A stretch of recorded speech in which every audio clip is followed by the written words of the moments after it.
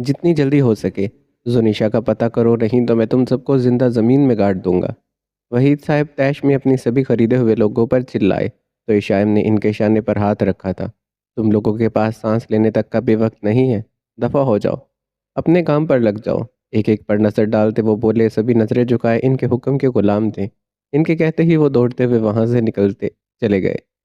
چلو بیٹا، police station بھی جانا ہے، اشائم کی طرف دیکھ کر بولتے وہ گاڑی میں بیٹھے اور پولیس اسٹیشن کی طرف روانہ ہوئے۔ وحید صاحب، ہم نے آپ کی بیٹی کو بہت ڈھونڈا مگر وہ ہمیں نہیں ملی۔ پولیس آفیسر نے ان کی طرف دیکھ کر کہا تھا، مجھے میری بیٹی صحیح سلامت چاہیے، اس کے لیے آپ لوگوں کو کچھ بھی کرنا پڑے آپ لوگ کرو۔ اس شخص کو ڈھونڈو جس نے میری بیٹی کو کڈنیپ کیا اور اپنی موت کو دعوت دی ہے۔ اس وقت ان کا غصہ ساتویں آسمانوں کو چھو رہا تھا۔ آپ فکر نہیں کریں، ہم کوشش جاری رکھیں گے، جیسے ہی کوئی خبر ملتی ہے فوراً سے آپ کو اطلاع کریں گے۔ مقابل بیٹھے کرسی پر آفیسر نے اطمینان بھرے لہجے میں کہا، یہ کیس میڈیا میں نہیں جانا چاہیے، نہیں تو میں کسی کو نہیں چھوڑوں گا۔ وارن کرنے والے انداز میں کہتے وہ تھانے سے باہر نکل گئے تھے۔ نہ جانے رات کے کس پہر وہ کمرے میں داخل ہوا، اس کی نظر بیڈ پر پڑی جہاں وہ بیڈ کے ساتھ ٹیک لگائے سوئی ہوئی تھی۔ وہ چلتا ہوا اس کے قریب آیا، جیب سے GPS نکال کر وہ تھوڑا سا اس پر جھکا، پھر نہایت ہی احتیاط سے اپنا ہاتھ پیچھے لے جا کر اس کی گردن سے بال ہٹائے۔ اس کی سراہی دار گردن پر اس نے ایک نظر ڈالی اور جلدی سے GPS اس کی گردن پر فٹ کر دیا۔ اس ساری کارروائی میں وہ اس کے بے حد قریب تھا۔ گردن پر کوئی چیز چبھنے کی وجہ سے اس کی آنکھ کھلی۔ اس نے یاسین کا چہرہ اس کے چہرے کے قریب دیکھا۔ وہ اسے اتنا قریب دیکھ کر گھبرا گئی تھی۔ یہ آپ کیا کر رہے ہیں؟ اس کی زبان لڑکھڑا گئی تھی۔ وہ فوراً سے تھوڑا دور ہوئی، تمہیں اٹھا کر نیچے پھینکنے لگا تھا۔ اس نے جلدی سے بات بدلی اور اس سے تھوڑا سا دور ہوا تھا۔ لیکن کیوں؟ اس نے حیرانگی سے اسے دیکھا۔ میں نے سونا ہے، اترو میرے بیڈ سے۔ اس نے آنکھوں کے اشارے سے اسے بیڈ سے اترنے کو کہا تھا۔ وہ گھبراتی ہوئی جلدی سے بیڈ سے اتری اور صوفے پر جا کر لیٹ گئی۔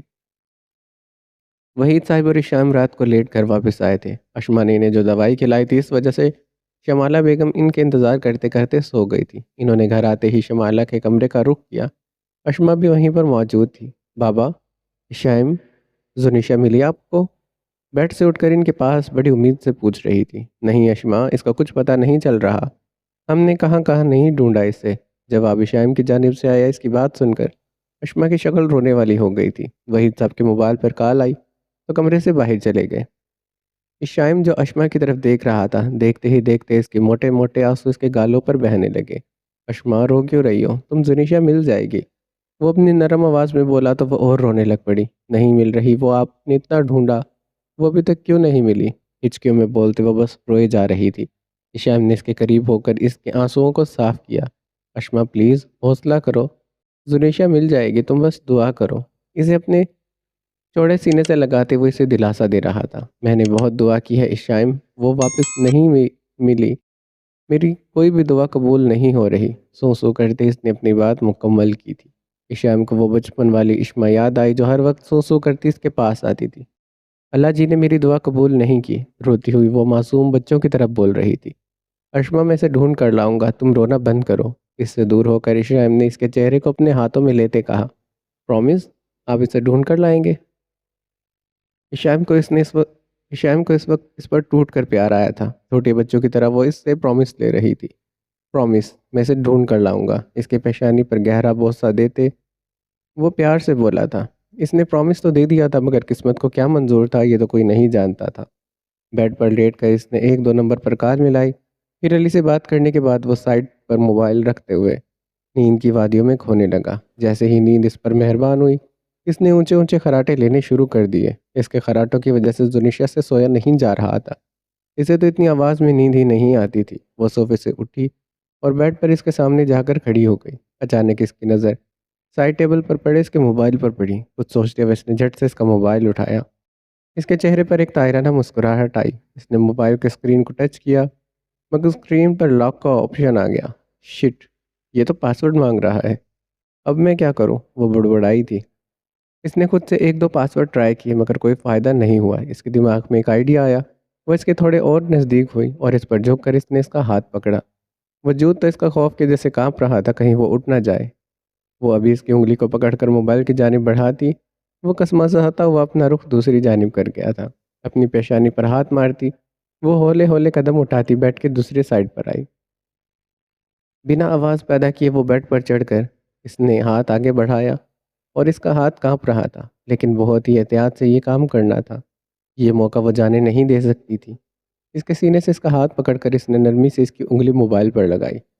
اب اس کے خراٹوں کی آواز بند ہو چکی تھی۔ فوراً ایک کلک کی آواز سے موبائل کھلا اور اس وقت اس کی خوشی دیکھنے لائق تھی۔ جلدی سے وہ بیڈ سے اٹھ کر چینجنگ روم میں چلی گئی۔ دروازے کو بند کرتے اس نے ڈائل پیڈ پر نمبر لکھا۔ نمبر لکھتے اس نے موبائل کان کے ساتھ لگایا۔ بیل جا رہی تھی مگر کال ریسیو نہیں ہوئی۔ اس نے پھر سے کوشش کی مگر کال نہیں اٹھائی گئی۔ جیسے ہی اس نے تیسری دفعہ نمبر ملایا، دوسری طرف سے فوراً سے کال اٹھا لی گئی۔ ہیلو بابا، میں زنیشہ بول رہی ہوں۔ اس کی آواز لرز رہی تھی، آنسو اس کی آنکھوں میں تہر رہے تھے۔ زنیشہ میری بیٹی، تم ٹھیک تو ہو نا؟ ان کے لہجے میں بے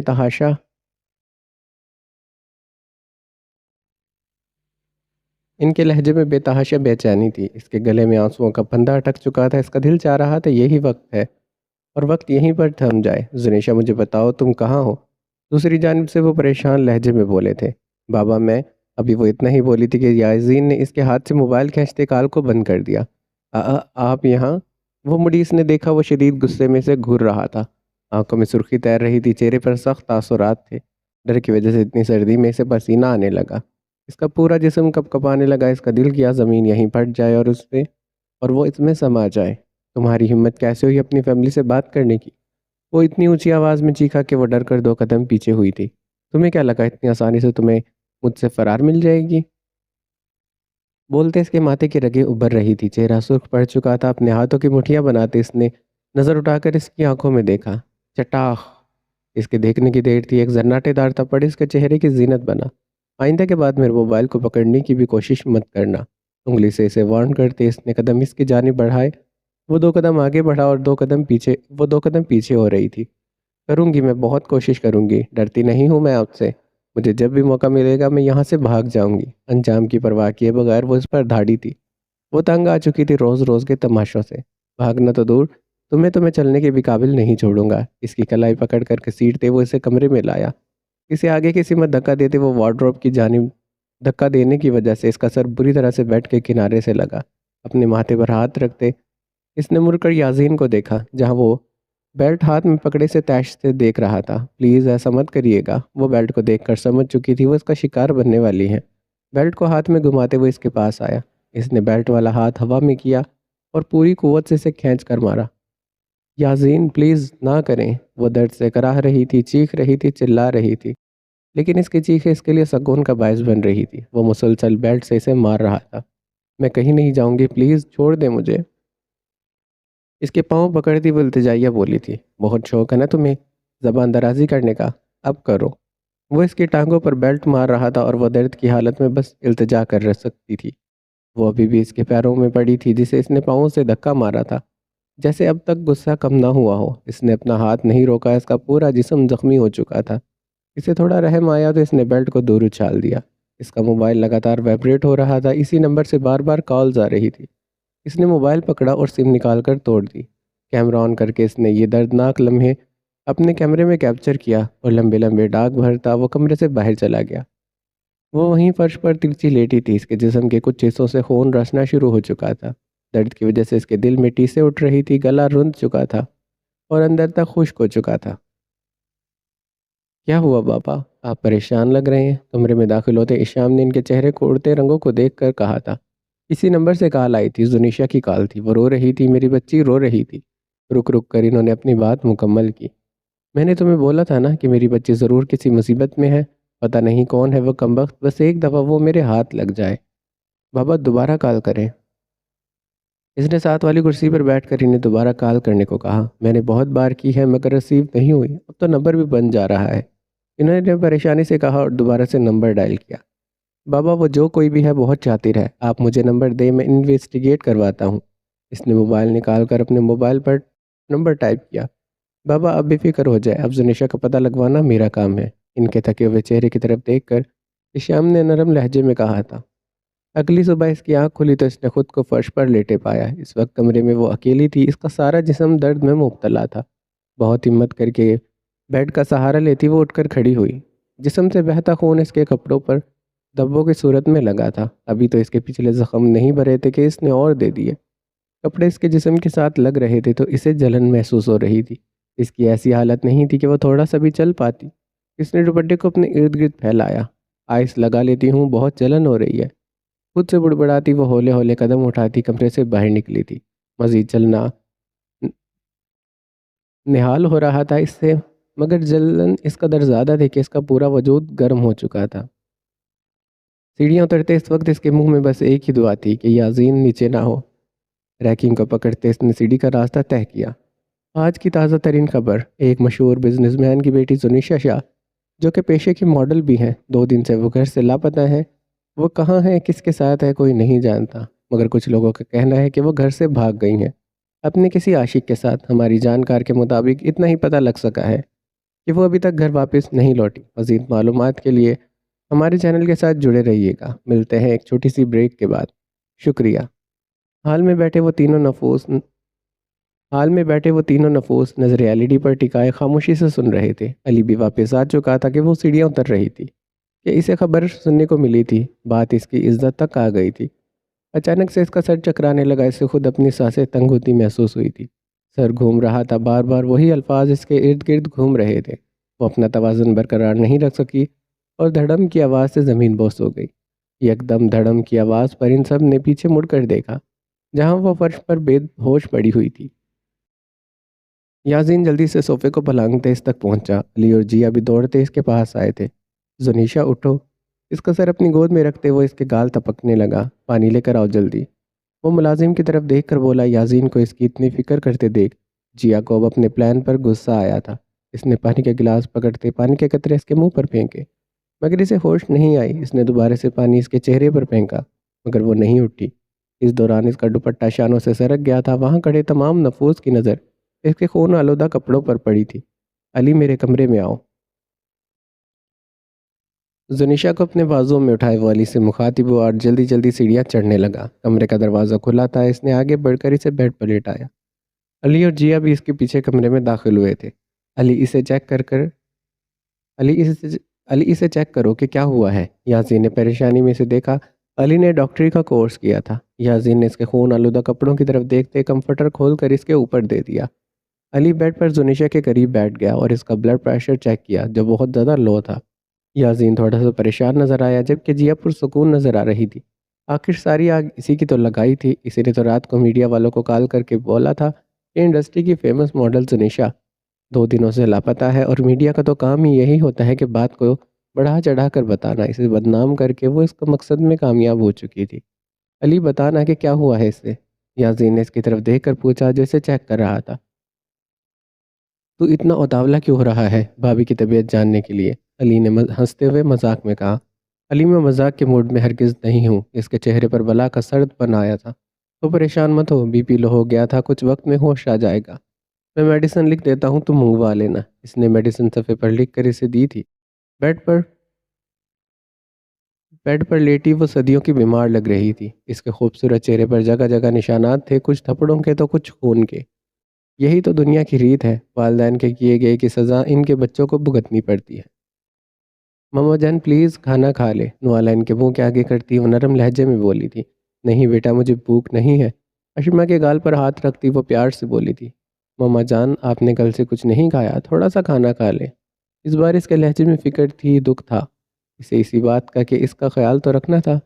اشما، میرا دل نہیں کرتا کچھ بھی کھانے کو، ایک بار بس زنیشا گھر آ جائے، پھر جو تم کھلاؤ گی میں کھا لوں گی۔ بیڈ سے ٹیک لگائے وہ ٹوٹے لہجے میں بولی تھی۔ 2 ہی دن میں وہ اتنی بیمار نظر آنے لگی تھی۔ زنیشا میں ان کی جان بستی تھی تو وہ کیسے صبر کا گھونٹ بڑھتی۔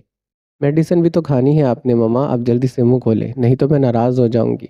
ناراضگی سے منہ لٹکائے وہ انہیں دیکھ رہی تھی۔ وہ جانتی تھی وہ اسے کبھی ناراض نہیں ہونے دیں گی۔ اس کی بلیک میلنگ کامیاب ہو گئی۔ انہوں نے منہ کھولا تو اشما نے نوالا جھٹ سے ان کے منہ میں ڈال دیا۔ جتنا پیار وہ زنیشا سے کرتی تھی، اتنی ہی اشما سے بھی کرتی تھی۔ اگر زنیشا ان کا دل تھی تو اشما ان کی دھڑکن تھی۔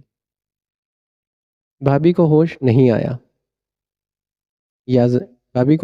آیا۔ یاسین کو اپنے کمرے میں انٹر ہوتے دیکھ کر وہ فکر مندی سے بولا، نہیں ابھی تو نہیں آیا۔ اس کے ساتھ والے سنگل صوفے پر بیٹھے وہ مخصوص انداز میں بولا تھا۔ یاسین، اس کے ڈیڈ اس کی ہر جگہ انویسٹیگیٹ کروا رہے ہیں۔ اس کے چہرے کی طرف دیکھ کر وہ بولا تو یاسین نے گردن موڑ کر اس کی طرف دیکھا تھا۔ اسی لیے تو میں جنگل میں لے کر آیا ہوں، وہ اطمینان سے بولا۔ وہ تو ٹھیک ہے مگر ہمارا یہاں زیادہ دیر رکنا بھی ٹھیک نہیں ہے۔ ہاں 1-2 دن میں ہم واپس چلے جائیں گے۔ زنیشا نے مجھ سے چھپ کر میرے موبائل سے اپنے پاپا کو کال کی تھی۔ وہ اب ساری بات اسے بتا رہا تھا، وہ علی سے سب کچھ شیئر کرتا تھا۔ یہ کیسے ہو سکتا ہے یاسین، تو اتنا بے خبر کیسے ہو سکتا ہے؟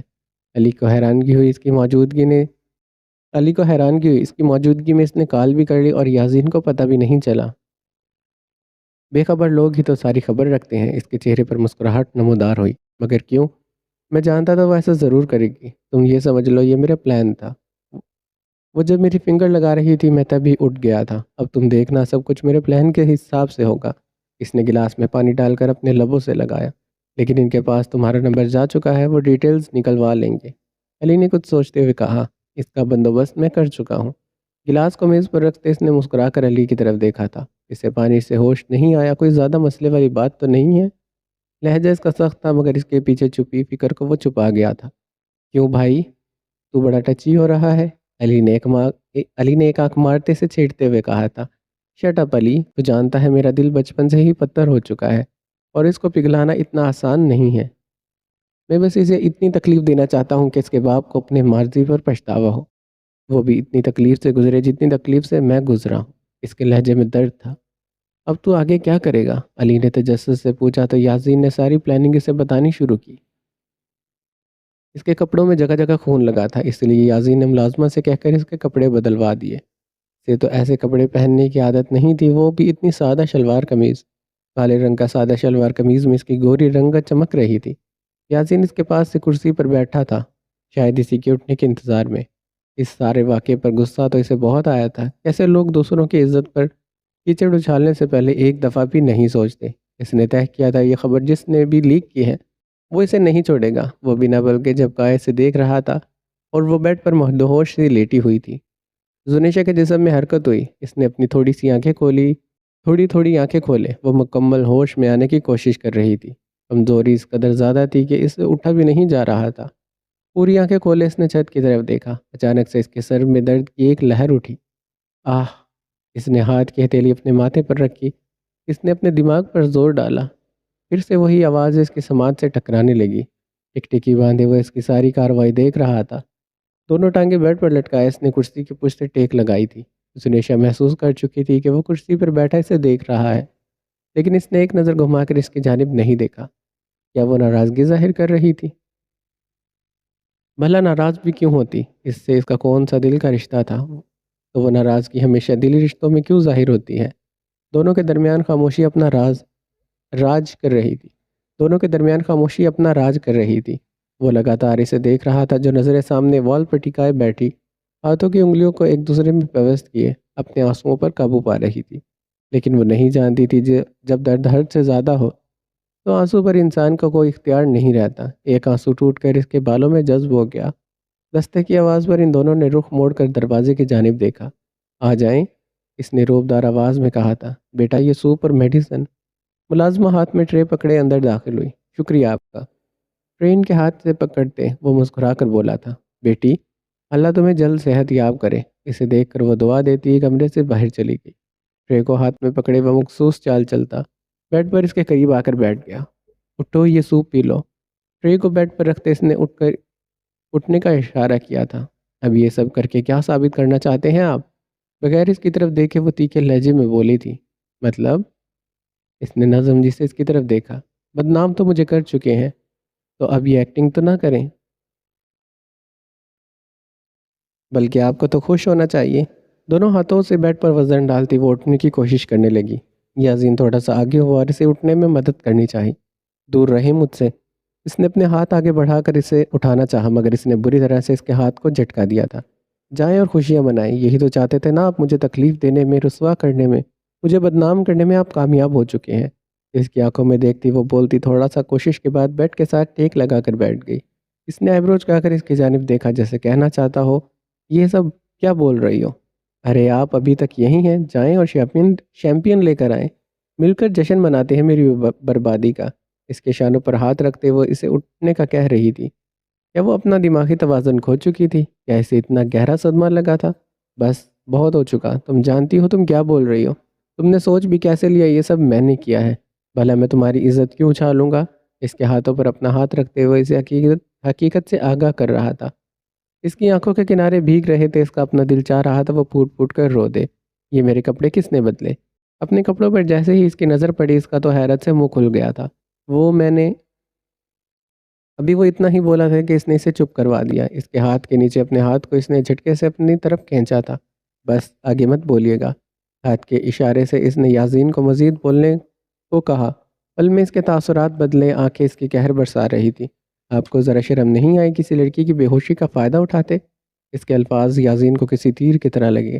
وہ کچھ بھی بول رہی تھی، اس کا دماغ سن ہو چکا تھا، جیسے سوچنے سمجھنے کی صلاحیت ہی نہ رہی ہو۔ تم ہر بات کا الٹا مطلب کیوں نکالتی ہو؟ اس کے چہرے کے قریب ہوتے وہ درشتگی سے بولا تھا۔ آپ نے مجھے پاگل سمجھا ہے؟ یہ سب آپ کی سازش تھی۔ مجھے برباد بھی کروایا اور میرا فائدہ بھی اٹھا لیا۔ داد دینی چاہیے آپ کے بھولے پن کو۔ آپ تو ایسے بن رہے ہیں جیسے ان سب میں آپ کا کوئی ہاتھ نہ ہو۔ اپنے دماغ میں من گھڑت کہانی بناتے وہ اس پر بھڑک پڑی۔ میں نے ایسا کچھ نہیں کیا، تم غلط سمجھ رہی ہو۔ آ جانے والی نظروں سے اسے دیکھتے وہ اس پر بھڑکا تھا۔ غلط نہ ہونے کے باوجود بھی اسے صفائیاں دینی پڑ رہی تھی۔ ہر مجرم کی طرح اپنی بے گناہی کے لیے ہر مجرم اپنی بے گناہی کے لیے یہی بولتا ہے۔ اس قدر گھٹیا انسان ہے آپ۔ بس یہاں تک ہی تھی اس کی برداشت۔ وہ اسے سچائی بتا رہا تھا مگر وہ اس پر الزام لگا رہی تھی۔ اس نے جیسے ہی اپنی پوری بات کی، یاسین کا ہاتھ ہوا میں اٹھا اور سیدھا جا کر اس کے گال پر اپنی چھاپ چھوڑ گیا۔ زبان سنبھال کر بات کرو۔ اس کا جلاد موڈ آن ہو چکا تھا، آنکھوں میں شعلے بھڑک رہے تھے، اس کے ضبط کی آخری حد تھی۔ آنکھوں سے موتیوں کی طرح آنسو بہنے لگے۔ غصے کی حالت میں بنا سوچے سمجھے اس نے ٹرے میں پڑا سوپ کا باؤل اٹھا کر اس پر انڈیل دیا۔ اس اچانک حملے پر وہ اٹھ کھڑا ہوا، سوپ کے قطرے اس کے سر سے ہو کر چہرے اور کندھے سے ٹپک رہے تھے۔ دانتوں کو پیستے وہ خود کو ضبط کر رہا تھا۔ اپنی شرٹ کے بٹن کھولتے اس کے چہرے پر ایک معنی خیز مسکراہٹ آئی۔ یہ آپ کیا کر رہے ہیں؟ اسے شرٹ اتارتے دیکھ وہ لڑکڑاتے لہجے میں بولی تھی۔ تم نے حرکت کرنے سے پہلے اپنا انجام کیوں نہیں سوچا؟ شرٹ کو اتار کر دور اچھالتے وہ اس پر جھکا تھا۔ وہ اس کے اتنے قریب تھا کہ اس کی گرم سانس اس کے چہرے کو جھلسا رہی تھی۔ وہ میں کیا؟ یو نو واٹ، میری غلطی کیا ہے کہ میں تمہیں نرمی سے ڈیل کر رہا تھا، بلکہ تمہیں تو درد پر درد دینا چاہیے تھا۔ بولتے ہوئے اس کے ہونٹ ہلتے اس کے چہرے کو چھو رہے تھے۔ آنکھوں کو زور سے میچتے اس نے اپنا چہرہ دوسری سمت کیا تھا۔ اس کی کلائی کو اپنی گرفت میں لیتے وہ اسے کھینچتے کمرے سے باہر لے آیا۔ چھوڑے مجھے، چھوڑے میرا بازو۔ سیڑھیاں اترتے وہ اپنی کلائی چھڑوانے کی کوشش کر رہی تھی۔ اس کی کلائی پر گرفت مضبوط کرتے وہ تیز تیز قدم اٹھاتے اسے گھسیٹ کر اسٹور روم لے آیا۔ میں نے کہا ہاتھ چھوڑے مجھے۔ اپنی کلائی پر موجود اس کے ہاتھ پر ہاتھ مارتی وہ خود کو چھڑوا رہی تھی۔ لو، چھوڑ دیا۔ اسٹور کے اندر دھکا دیتے وہ سپاٹ لہجے میں بولا تھا۔ وہ فرش پر جا گری۔ اس سے پہلے کہ وہ اٹھ کر دروازے تک پہنچتی، یاسین نے جھٹ سے دروازہ بند کیا تھا۔ دروازہ کھولیں۔ وہ اٹھ کر بھاگتی ہوئی دروازے پر ہاتھ مار کر چلائی تھی، لیکن باہر کھڑا شخص اس کا چیخنا چلانا تو کیا، اس کی آواز بھی نہیں سن سکتا تھا کیونکہ سبھی کمرے ساؤنڈ پروف تھے۔ بابا، آپ نے نیوز دیکھی؟ شائم نے ان کی طرف بھڑکتے ہوئے پوچھا تھا، جو صوفے پر بیٹھے اب شاید کسی کو میسج کر رہے تھے۔ ہاں، میں بھی ایس پی سے بات کر رہا ہوں۔ جب میں نے اسے وارن کیا تھا زنیشا کی گمشدگی کی خبر میڈیا تک نہ پہنچے تو کیسے ہر نیوز چینل اس کے بارے میں طرح طرح کی باتیں بنا رہے ہیں، مگر اس کا کہنا یہ ہے کہ یہ کام اس نے نہیں کیا۔ لیکن بابا، اگر انہوں نے نہیں کیا تو یہ کس نے کیا ہے؟ شیام نے گلاس میں پانی ڈال کر ان کی طرف بڑھایا تھا۔ وہی تو میں سوچ رہا ہوں کہ ایسا کون کر سکتا ہے۔ میں تو پریشان ہو گیا ہوں، زنیشا کے ڈائریکٹرز کی کالز پر کالز آ رہی ہیں۔ پہلے تو میں نے انہیں یہ کہہ کر ٹال دیا کہ اس کی طبیعت ٹھیک نہیں ہے، اسی لیے وہ شوٹ پر نہیں آ سکتی، مگر اب نیوز کے بعد وہ بار بار کالز کر رہے ہیں۔ انہوں نے پریشانی سے بولتے پانی کا گلاس اپنے لبوں سے لگایا۔ بابا، آپ فکر نہیں کریں، میں انہیں ہینڈل کر لوں گا، ان کے شانے پر ہاتھ رکھ کر شائم نے تسلی بخش لہجے میں کہا۔ تو انہوں نے اس بات میں گردن ہلائی۔ بابا، میں نے اس نمبر کا پتہ لگوایا ہے۔ شائم ان کے چہرے کی طرف دیکھ کر بولا اور جیب سے کچھ کاغذات نکالے۔ دکھاؤ بیٹا، کون ہے وہ؟ اب وہ نہیں بچے گا میرے ہاتھوں سے۔ انہوں نے کاغذات کو پکڑ کر دیکھا، جیسے جیسے وہ کاغذات پلٹ رہے تھے ویسے ویسے ان کی سانسیں اکھڑنے لگی، ان کا سر چکرانے لگا، پسینے سے ان کا سارا جسم شرابور ہو گیا تھا۔ انہیں لگا جیسے کہ کسی نے اتنے جلتی دھوپ میں کھڑا کر دیا ہو، جیسے وہ اگلا سانس لینا بھول گئے ہوں۔ بابا، کیا ہوا؟ آپ کو پسینے کیوں آ رہے ہیں؟ ان کے اڑتے رنگوں کو دیکھ کر اس نے پریشانی سے پوچھا، مگر انہوں نے کوئی جواب نہیں دیا، جیسے وہ سن ہی نہ رہے ہوں۔ وہ اپنی بگڑی حالت پر قابو پانے لگے، مگر اس وقت یہ کام انہیں سب سے زیادہ مشکل لگ رہا تھا۔ ایسا کیسے ہو سکتا ہے؟ وہ بچ گیا کیسے؟ مطلب میری بیٹی اس کے قبضے میں ہے؟ اتنے سالوں کے بعد وہ انتقام لینے ہماری زندگی میں لوٹ آیا؟ اتنے سارے سوالات ان کے دماغ میں گردش کرنے لگے، مگر ان کے پاس ایک سوال کا بھی جواب نہیں تھا۔ صدمہ تو انہیں لگا تھا، وہ بھی بہت گہرا۔ ان کی تو بس اتنے میں ہی بس ہو گئی تھی، ابھی تو وہ بہت کچھ باقی تھا۔ بابا آپ جانتے ہیں یاسین شاہ کو؟ انہیں خاموش اور ٹینشن میں دیکھ کر وہ پھر سے بولا تھا، نہ نہیں۔ ان کی زبان لڑکھڑا رہی تھی، ان کے الفاظ ان کی زبان کا ساتھ نہیں دے رہے تھے۔ انہیں ایسا محسوس ہوا جیسے قسمت نے ایک سناٹے دار تماچا ان کے منہ پر دے مارا ہو۔ وہ اتنے بے بس تو کبھی نہیں ہوئے تھے۔ بابا اتنا مشہور بزنس مین ہے وہ۔ آپ یاد کریں کہ آپ جانتے ہیں بابا، مجھے ایک بات پریشان کر رہی ہے۔ اس کے بارے میں اس کی ہمارے ساتھ کیا دشمنی ہو سکتی ہے؟ ایشائم کو جو بات کب سے پریشان کر رہی تھی، آخر وہ بات اس نے پوچھ ہی لی، مگر مقابل شخص کے پاس اس کا کوئی جواب نہیں تھا۔ وہ کس منہ سے اپنے بیٹے کو جواب دیتے؟ ایشائم ایشائم تمہیں گھر کا ایڈریس پتہ ہے چلا؟ اس کی بات کو نظر انداز کرتے انہوں نے سوال کیا اور صوفے پر بیٹھتے اپنی پیشانی کا مسئلہ۔ جی بابا، میں گیا تھا اس کے گھر، مگر گھر پر اس کے تالا لگا تھا۔ میں تو سوچ رہا ہوں ہمیں پولیس کو لے کر اس کے آفس چلنا چاہیے۔ ایشائم نے انہیں مشورہ دیا تو انہوں نے نظر اٹھا کر ایشائم کی جانب دیکھا۔ نہیں، وہ پولیس کو اس کے معاملے میں انوالو نہیں کر سکتے۔ وہ کس بنیاد پر یہ سب کرتے ہیں جب سارا کیا دھرا ان کا اپنا تھا؟ اکثر لوگ غلطیاں گناہ کر کے بھول جاتے ہیں، وہ یہ کیوں نہیں سوچتے یہ دنیا انصاف پر قائم ہے؟ یہ دنیا ایک مکافات عمل ہے، ادھر جیسا کرو گے ویسا بھرو گے، نہ جانے لوگ کس خوش فہمی میں مبتلا ہیں۔ ابھی وہ یہ بات سوچ رہے تھے کہ ایشائم کو اس طرح ٹالے، وہ معاملہ پولیس تک جانے نہیں دے سکتے تھے۔ اسی وقت ان کے موبائل پر ایک نوٹیفیکیشن آئی۔ اننون رونگ نمبر تھا، کسی نے ویڈیو سینڈ کی تھی۔ انہوں نے موبائل کو آن کر کے اوپر سے کانپتے ہاتھوں سے نوٹیفیکیشن کو آن کیا۔ ویڈیو ڈاؤن لوڈ ہو گئی تھی، اسکرین پر دھندلی، مگر ان کا دل بے چین ہو رہا تھا، ان کا دل ڈوب رہا تھا۔ اب اسکرین واضح ہو گئی تھی، انہوں نے دیکھا ان کی آنکھیں پھٹی کی پھٹی رہ گئی۔ یہ سب بھی دیکھنا باقی تھا۔ اسکرین میں موجود ان کی بیٹی زخمی پڑی تھی، وہ رو رہی تھی، کراہ رہی تھی، ان کے دل کو کچھ ہوا تھا۔ اسی لمحے اسکرین دھندلا گئی، ان کی آنکھیں آنسوؤں سے بھر گئی، ان کا دل بند ہو رہا تھا، گھٹن مزید بڑھ گئی تھی۔ ان کے ہاتھ سے موبائل نیچے گرا، آنکھیں اب بند ہو چکی تھی، کرسی کے پشت سے ٹکراتے وہ ہوش و حواس سے بیگانہ ہو گئے۔ بابا، بابا، ان کے وجود کو ہلاتے وہ بولا تھا۔ ایک ہاتھ سے اس نے موبائل اٹھایا، ایسا بھی کیا تھا موبائل میں جو وہ برداشت نہیں کر سکے؟ اس نے موبائل کو پکڑ کر اسکرین پر چلتی ویڈیو اس کے پیروں تلے سے زمین کھینچ گئی۔ کیا یہ اس کی بہن تھی؟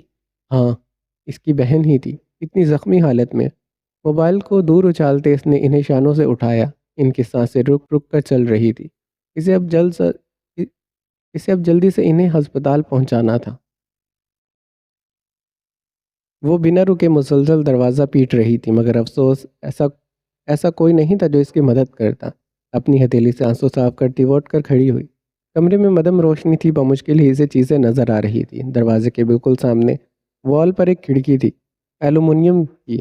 اس کھڑکی سے باہر کا منظر صاف نظر آ رہا تھا۔ وہ بھاگتی کھڑکی کے پاس آئی، مگر جو اس نے دیکھا وہ اس کی سوچ کے برعکس تھا۔ اس کا لاک باہر کی طرف تھا۔ افسوس سے اس نے اپنی آنکھیں میچی، پھر جیسے ہی اس نے آنکھیں کھولی، اس کی آنکھیں کھلی کی کھلی رہ گئی۔ اس نے دیکھا باغ کے پیچھے کافی سارے درخت تھے۔ وہ جو سوچ رہی تھی کیا وہ صحیح تھا، یا وہ جنگل میں رہ رہی تھی؟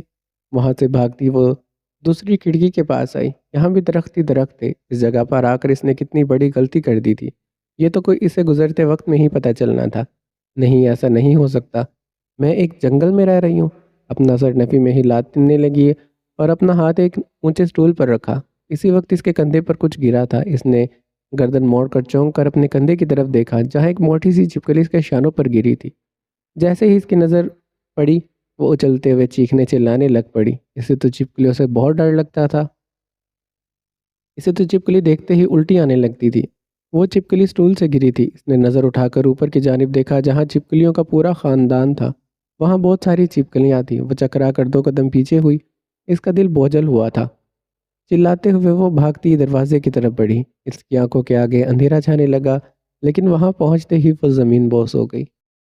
وہ جانتا تھا اسٹور روم میں بہت سی چھپکلیاں تھیں، اس لیے اس نے زنیشا کو اسٹور روم میں بند کیا تھا۔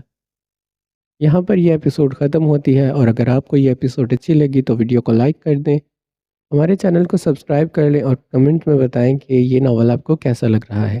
ملتے ہیں نیکسٹ ایپیسوڈ میں، اپنا خیال رکھیے گا، اللہ حافظ۔